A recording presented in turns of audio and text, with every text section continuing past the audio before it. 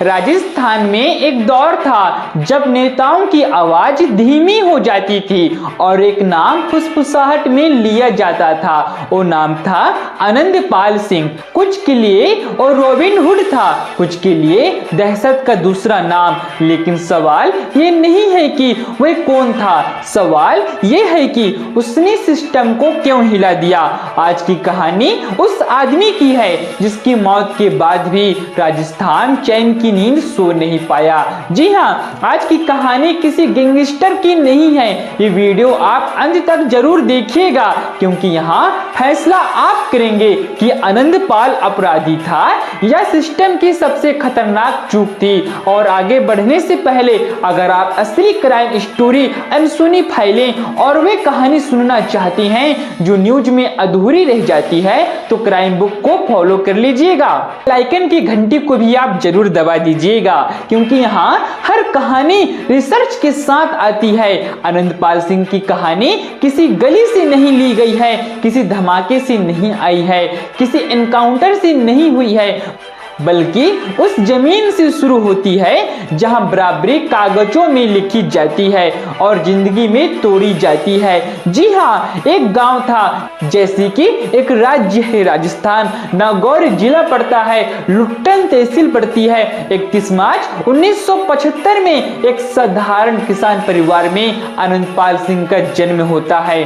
न कोई आपराधिक इतिहास था, न कोई पुरानी दुश्मनी थी। घर में था अनुशासन और पिता थे हुक्म सिंह जिनके लिए सरकारी नौकरी रोजगार नहीं इज्जत थी।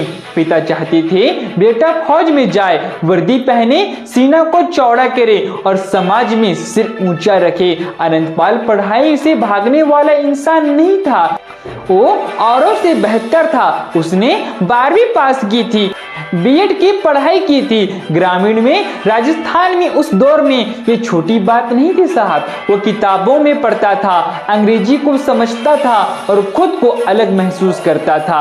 उसका सपना था टीचर बनना क्योंकि उसकी नजर में ये सिर्फ नौकरी नहीं थी, ये पहचान थी। लेकिन यही एक फर्क था, परिवार चाहता था सुरक्षा और आनंदपाल चाहता था प्रभाव। उसे सिर्फ जिंदा नहीं रहना था, उसे सुना जाना था, उसे माना जाना था। पंचायत समिति का चुनाव होता है उसी गांव में और उस चुनाव में आनंदपाल जी भाग लेते हैं और चुनाव जीत जाते हैं। पहली बार उसे लगा लोग उसके नाम पर वोट करते हैं, उसकी मौजूदगी मायने रखती है। उसके बाद फिर एक अलग से चुनाव होता है, नतीजा आया और आनंदपाल सिंह ने 2 वोटों से हार गया, सिर्फ 2 वोट से हार गया। लेकिन उस दिन उसे समझ आ गई कि यहाँ मेहनत काफी नहीं होती, यहाँ जाति, दबंगियाई और नेटवर्क किस्मत तय करते हैं। यहीं से सिस्टम पर भरोसा हिलता है। 1992 में उसकी शादी हुई थी।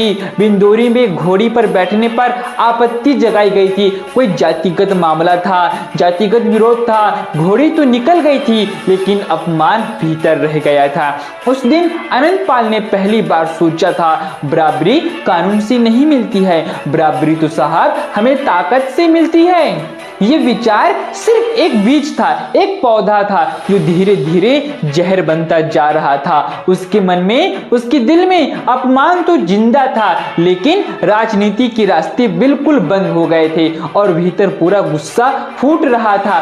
उसके बाद उसने एक छोटी सी काम शुरू करता है, अवैध शराब तस्करी का। जी हाँ, शुरुआत तो बहुत छोटी सी होती है लेकिन आनंदपाल सिंह जल्दी सीख जाता है कहाँ पुलिस ढीली रहती है, कहाँ रास्ते खुले रहते हैं और कहाँ से पैसा आता है, कब दुकान खोलना है, कब दुकान बंद करना है, कब कहाँ ले जाके बेचना है। वह सब कुछ बहुत ही जल्दी सीख गया और एक बार कानून से बाहर गया तो वापसी आसान नहीं होती साहब, नहीं होती है। 2006 के बाद अपराध अब सिर्फ पैसा नहीं था, यह एक नियंत्रण था, यह एक डर था, यह एक सत्ता थी। छोटे छोटे उसने गिरोह बना लिए थे अलग अलग इलाकों में और ऊपर से आदेश आता है, वो सामने नहीं आता था लेकिन उसका नाम हर जगह पे चलता था। गांवों में दरवाजे जल्दी बंद होने लगे थे, जैसे कि सामने दरवाजे जल्दी से बंद कर लेते थे। नाम लेने से लोग डरने लगे थे। यह गैंग नहीं था, ये सिस्टम था, क्राइम का सिस्टम। जी हाँ, काला चश्मा पहने, लेदर की जैकेट पहने और आत्मविश्वास पूरा भरा पड़ा था। डर को उसने स्टाइल बना दिया था। कुछ लोग उसे जातीय सम्मान का प्रतीक मानने लगे थे तो कुछ लोग उसे अपराध का चेहरा मानने लगे थे, लेकिन दोनों मानते थे अनंतपाल हल्का नाम नहीं था।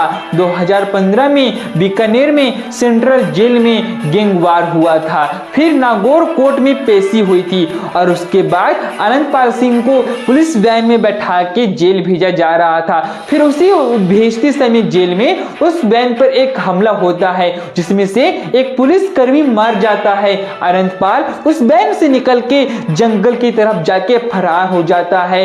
1-2 साल के बाद वो मिलता ही नहीं है। फिर सिर्फ अपराध नहीं था, ये राज्य के लिए एक खुली चुनौती बन चुकी थी। उसके बाद कई सालों के बाद चरू मलासार गांव में उसकी खबर मिलती है। उस दिन अमावस्या की रात थी। उस गांव को पूरा पुलिस ने घेराबंदी कर लिया था। वो एक घर पे बैठा हुआ था। उसके बाद लाउड स्पीकर की आवाजें चल रही थी, फायरिंग की गई। पुलिस का कहना था आत्मरक्षा, पर कहानी यहीं खत्म नहीं होती है। सड़कें पूरी भरी पड़ी थी। परिवारों ने सवाल उठाए, मामला सीबीआई तक पहुंचा। यह सिर्फ अपराध नहीं था, यह राज्य के लिए एक खुली चुनौती थी। उसके बाद चरू मलासार गांव में अनंतपाल की मौजूदगी का खबर मिलता है। पुलिस वहां पे आती है, घेराबंदी करती हैं, लाउड स्पीकर बजाते हैं, फिर फायरिंग करती हैं। उस फायरिंग के दौरान अनंतपाल सिंह की मृत्यु हो जाती है। पुलिस का कहना था उसमें कि हम तो आत्मरक्षा के ऊपर फायरिंग की थी, लेकिन असली वजह नहीं थी। इसको हम जेल ले जाते, वहां पे भी वो गुनाह बनाता, वहां पे अपना पूरा गैंगवार बनाता। इसी के लिए पुलिस ने उनसे फायर करके उसको मौत का घाट सुला दिया। और बाद में पुलिस कहने लगा कि हमने आत्मरक्षा पर गोली चलाई थी। पर यह कहानी अब यहीं खत्म नहीं होती है। पूरी सड़कें भरी पड़ी थी।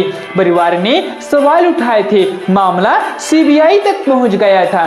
और फिर 24 जुलाई 2024 को सीबीआई कोर्ट जोधपुर में फैसला हुआ। जी हाँ, ये मामला अभी 2024 में भी हुआ है, कोई ज्यादा दिन नहीं हुआ है। यह एनकाउंटर नहीं, हत्या की श्रेणी में आता है, जिसमें से 7 पुलिस कर्मियों पर मुकदमा चला है। कोर्ट ने साफ कहा है, अपराधी कितना भी बड़ा क्यों ना हो, सरेंडर के बाद मारना कानूनी अपराध है। अनंतपाल अपराधी था, ये बात तो 100% सच है भाई, लेकिन उसकी मौत के बाद जो हुआ, उसने सिस्टम को कटघरे में खड़ा कर दिया। कुछ उसे जज भी हीरो मानते हैं, कुछ उसकी मौत से राहत महसूस करती हैं, लेकिन एक बात तो तय है, अनंतपाल की कहानी किसी बंदूक पर खत्म नहीं हुई, वो सिस्टम की जमीन पर सवाल बन गई थी।